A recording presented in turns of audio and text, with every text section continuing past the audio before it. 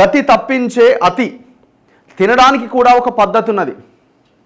ఆరోగ్యం అనేది చాలా ఇంపార్టెంట్ అయిపోయింది. హెల్త్ కాన్షియస్ మెజారిటీ ప్రజల్లో పెరిగిపోయింది.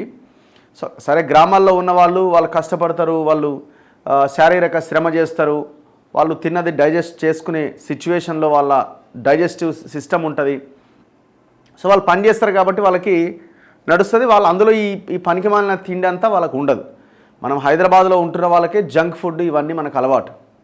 సో అక్కడున్న వాళ్ళకి ఏముంది, వండుకున్నది తినడం తప్ప బయట తినడం అనేది పెద్దగా లేదు. సరే, కొన్ని ప్యాకేజ్డ్ ఫుడ్ అనేది అక్కడ కూడా అందుబాటులోకి వచ్చింది కాబట్టి మిల్క్ ప్యాకెట్స్ ఇట్లా కొంత మారుతున్నది అనుకోండి. కానీ అనుకున్న అంత మనం హైదరాబాద్లో నగరాల్లో పట్టణాల్లో ఉన్నంత భయంకరమైన పొల్యూటెడ్ ఫుడ్ అయితే వాళ్ళు తింటలేరు. ఇది అంతా ఎవరికి వస్తున్నది అంటే ఎక్కువగా హైదరాబాద్లో సిటీస్లో ఉన్న వాళ్ళకి. గతి తప్పించే అతి తినడానికి కూడా ఒక పద్ధతి ఉంటుంది. కొందరికి గంట కొట్టినట్టే ఆకలి అవుతూ ఉంటుంది, ఇది ఆరోగ్య లక్షణం. కొందరేమో గంటకు లాగించేస్తూ ఉంటారు, ఇది అనారోగ్య హేతువు. మారిన జీవనశైలి ఆహారపు అలవాట్లను కూడా మార్చేసింది. ఒకేసారి అధిక మొత్తంలో తినేయడం, ఆకలైనా కాకపోయినా ఏదో ఒకటి తింటూ ఉండడం అనర్థాన్ని తెచ్చిపెడతాయి. నిజానికి మనకు ఆకలైనప్పుడు, ఆహారం కావలసినప్పుడు మన శరీరం చెప్పేస్తుంది, దాన్ని అనుసరించి తీరాలి. కానీ ఇప్పుడు చాలామంది మనసుకు నచ్చింది కదా అని ఇష్టం వచ్చినట్టుగా తింటున్నారు. అధిక బరువు నుంచి మధుమేహం దాకా అనేక రుగ్మతలను కొని తెచ్చుకుంటున్నారు. మరి ఈ పరిస్థితి నుంచి బయటపడడం ఎట్లా? హెల్త్ కాన్షియస్ చాలా విపరీతంగా పెరుగుతున్నది ప్రజల్లో.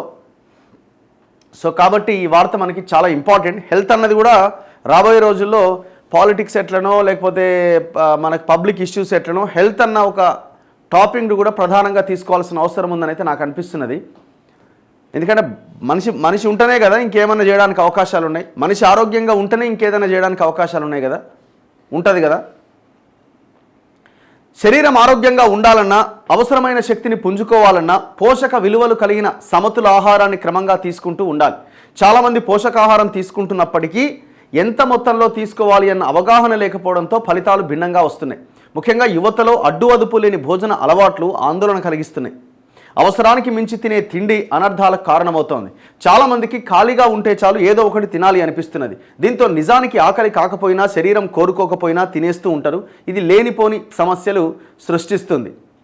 కానీ మరి ఎప్పుడు తినాలని ఎవరు చెప్తారట అంటే లెప్టిన్ చెబుతుందట. అది చెప్పింది వినాలట. మనం తినాలా వద్దా అనే విషయాన్ని శరీరమే చెప్పేస్తుందట. ఆకలి అయినప్పుడు, ఆహారం అవసరం లేనప్పుడు కూడా శరీరం కొన్ని సంకేతాలు ఇస్తుంది. దీనికి 2 రకాల హార్మోన్లు కారణమట. మొదటిది గ్రెలిన్, ఇది ఆకలిని సూచిస్తుంది. లెప్టిన్ కడుపు నిండింది అని చెబుతుంది. దీని ప్రకారమే ఆహారం తీసుకోవాలి. చాలామంది టీవీలు, మొబైల్ చూస్తూ తింటూ ఉంటారు. దీంతో తినే ఆహారం పైన అడ్డు అదుపు లేదు. కడుపు నిండిన భావన లేకపోవడం వల్ల అధికంగా తింటూ ఉంటారు. ఫ్రెండ్స్తో పార్టీల సమయంలో ప్లేట్ను ఖాళీ చేయకపోతే ఏమనుకుంటారో అని ఆహారం మొత్తాన్ని తినేస్తూ ఉంటారు. ఇంకొందరు పని మధ్యలో ఏదో ఒక స్నాక్స్ లాగించేస్తూ ఉంటారు. దీంతో శరీరంలో క్యాలరీల పరిమాణం పెరుగుతున్నది. ఎలా తింటున్నారు, ఎంత తింటున్నామో మాత్రమే కాదు, ఎలా తింటున్నాం అనేది కూడా శరీరం పైన ఎఫెక్ట్ చూపిస్తుందట. కొంతమందికి త్వరగా తినే అలవాటు ఉంటుంది. ఇంకొందరు ఎవరో తరుముతున్నట్టుగా తినేస్తూ ఉంటారు. కాఫీ, టీలను కూడా అలాగే తాగేస్తూ ఉంటారు. దీనివల్ల సమయం ఆదా అవుతుంది అనుకుంటారు, కానీ జరిగే నష్టం చాలా ఎక్కువ. వేగంగా తినేవారిలో చెడు కొలెస్ట్రాల్ పెరుగుతుందట. దీనివల్ల గుండె సంబంధిత సమస్యలు వస్తాయట. గాబరాగా తినడం మనసు పైన ప్రభావం చూపుతుందని అధ్యయనాలు చెబుతున్నాయి. ఆందోళన కూడా పెరుగుతుందట. సరిగ్గా నమలకుండా తినడం వల్ల జీర్ణ సమస్యలు వస్తాయి. గ్యాస్, అజీర్తి, మలబద్ధకం వంటి సమస్యలకు ఇదే ప్రధానమైన కారణం. తక్షణ సమస్యలు ఏంటి? సాధారణంగా మన పొట్ట 75 మిల్లీమీటర్లు ఉంటుందట. ఇది 950 మిల్లీలీటర్ల పదార్థాలను ఇముడ్చుకోగలుగుతుంది. ఒకేసారి ఎక్కువ తింటే జీర్ణ వ్యవస్థ పైన తీవ్రమైన ప్రభావం పడుతుంది. మీరు తిన్న తర్వాత కూడా ఆహ్లాదంగా ఉండాలి, కానీ అలసటగా ఉన్నారు అంటే మీరు ఆ రోజు ఎక్కువగా లాగించేశారు అని అర్థం చేసుకోవాలి. ముఖ్యంగా హై ప్రాసెస్డ్ ఫుడ్ తిన్నప్పుడు రక్తంలో చక్కెర స్థాయి ఒక్కసారిగా పెరిగి తిరిగి తగ్గుతుంది. దీనివల్ల అలసట, చికాకు వస్తుంది. ఆహారానికి నిద్రలేమికి సంబంధం ఉందని ఒక అధ్యయనంలో కూడా తేలింది. నిద్ర తక్కువగా పోయే వారిలో 60% మందికి రాత్రిపూట స్నాక్స్ తినే అలవాటు ఉందని తేలిందట.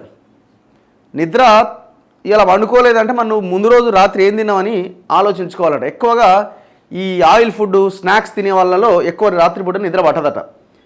జీర్ణాశయ సమస్యలైన అజీర్తి, కడుపు నొప్పి, గ్యాస్ వంటి వాటికి కూడా అధికంగా తినడమే ప్రధానమైన కారణం. నటుడు మిథున్ చక్రవర్తి తీవ్రమైన అనారోగ్యంతో ఆసుపత్రిలో చేరినప్పుడు ఆయన నేను భూతంలా తిన్నాను, దానికి ఇలా శిక్ష అనుభవిస్తున్నాను అన్నాడట. మీరు మితంగా తినండి అని తన అభిమానులకు సూచించారు. ఎంత తక్కువ తింటే అంత మంచిది అన్నట్టు, ఎంత తక్కువ తింటే అంత మంచిది. ముఖ్యంగా తినే ఆహారంలో ఉండాల్సినవి ఏంటన్నది చూసుకోవాలి. మనము భవిష్యత్ కాలంలో మనకి మన పిల్లలకి వైట్ రైస్ లేకుండా తినడం అన్నది మనం ఫస్ట్ అక్కడి నుంచి స్టార్ట్ చేయాలి. మరి మీరు తింటున్నారా అని అంటే ప్రయత్నం చేస్తున్నాం, అప్పుడప్పుడు అవుతుంది, అప్పుడప్పుడు అవుతలేదు మనకున్న దీని ప్రకారంగా. కానీ ఒక ఆలోచన అయితే ఉండాలి, దాన్ని అవాయిడ్ చేయాలని ఒక ఆలోచన అయితే ఉండాలి. వైట్ షుగర్ని అవాయిడ్ చేయాలి. సో షుగర్ లేని పదార్థాలని తినడానికి ప్రయత్నం చేయాలి. సో మ్యాక్సిమం అవాయిడ్ చేయడానికి ఎక్కువగా ప్రయత్నం చేయాలి. ఇదే చాలా శరీరానికి నష్టం చేస్తున్నాయి. మీరు ఎన్ని క్యాలరీలు తీసుకుంటున్నారు, ఎంత ఖర్చు చేస్తున్నారు అన్నది చాలా ముఖ్యమైన విషయం. మిగిలిన క్యాలరీలన్నీ శరీరంలో కొవ్వుగా పోగుపడతాయి. ఇది అధిక బరువుకు ప్రధానమైన కారణమవుతుంది. ఇప్పుడు వాళ్ళు చూడండి, ఒక కాలేజ్ దగ్గరనో స్కూల్ దగ్గరనో పిల్లల్ని చూడండి, మొత్తం చాలా బరువుతో ఉన్న పిల్లలే మనకు కనిపిస్తూ ఉంటారు. ఎందుకు అంత పెరుగుతున్నారు? అంత చెత్త ఫుడ్. అధిక బరువుతో వాపు ప్రక్రియ ముప్పు ఎక్కువ అవుతుందని తేలింది. అవసరం లేకున్నా తినేవారిలో గ్రెనిన్, లెప్టిన్ హార్మోన్లు మందకొడిగా మారుతాయి. మనకిష్టమైన ఆహారాన్ని తింటున్నప్పుడు డొపమైన్ అనేది విడుదలవుతుందట. ఇది మనకు మంచి అనుభూతిని ఇస్తుంది, కానీ శరీరంపై మాత్రం తీవ్ర దుష్ప్రభావాలను చూపుతుంది. అధికంగా తింటే శరీరంలోని చక్కెర స్థాయిల మీద ప్రభావం పడుతుంది. దీంతో టైప్ 2 డయాబెటీస్ వచ్చే ప్రమాదం ఉన్నది. జీర్ణం చేసే ఎంజైమ్లు ఆహారం వాసనతో పనిచేస్తాయి. ఆకలి కాకపోయినా తినడం వల్ల మెదడు జీర్ణక్రియలను సూచించడం మందగిస్తుంది. ఇది భవిష్యత్తులో జీర్ణ వ్యవస్థను దెబ్బతీస్తుంది. ఏం చేయాలి? ఆహారాన్ని ఆస్వాదిస్తూ తినాలి. బాగుంది కదా అని చెప్పి ఎక్కువగా తినడం, తొందరగా తినడం రెండూ మంచిది కాదు. భోజనంలో ప్రోటీన్, ఆరోగ్యకరమైన కొవ్వులతో పాటు పీచు పదార్థాలు సమపాళ్లలో ఉండేలా చూసుకోవాలి.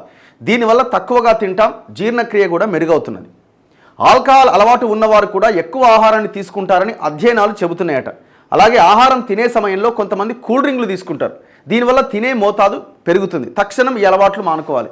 ముఖ్యంగా ఈ కూల్ డ్రింక్స్ అనేది టోటల్ అవాయిడ్ చేయాలి. మొత్తం షుగరే అది. దానివల్ల విపరీతమైన నష్టం తప్ప ఇంకొకటి ఉండదు. బిర్యానీ తర్వాత కూల్ డ్రింక్ తింటే బాగా అరుగుతుంది. ఎవరు చెప్పినో మరి తెలియదు, ఎట్లొచ్చిందో కూడా తెలియదు. భోజనాన్ని సలాడ్లు, కూరగాయలతో ప్రారంభిస్తే తినే మోతాదు కూడా తగ్గుతుంది. భోజనంలో పావు వంతు పిండి పదార్థాలు, పావు వంతు ప్రోటీన్లు, మిగతా సగం పండ్లు, కూరగాయలు ఉండేలా చూసుకుంటే పోషకాలన్నీ సమతులంగా అందుతాయి. సో ఇది చాలా ఇంపార్టెంట్. ముఖ్యంగా ఈ పట్టణాలు, నగరాల్లో ఉన్న వాళ్ళకి, ఉద్యోగాలు చేస్తున్న వాళ్ళు ఈ డైట్ని ఫాలో అవ్వడం పెద్ద సమస్య కూడా కాదు.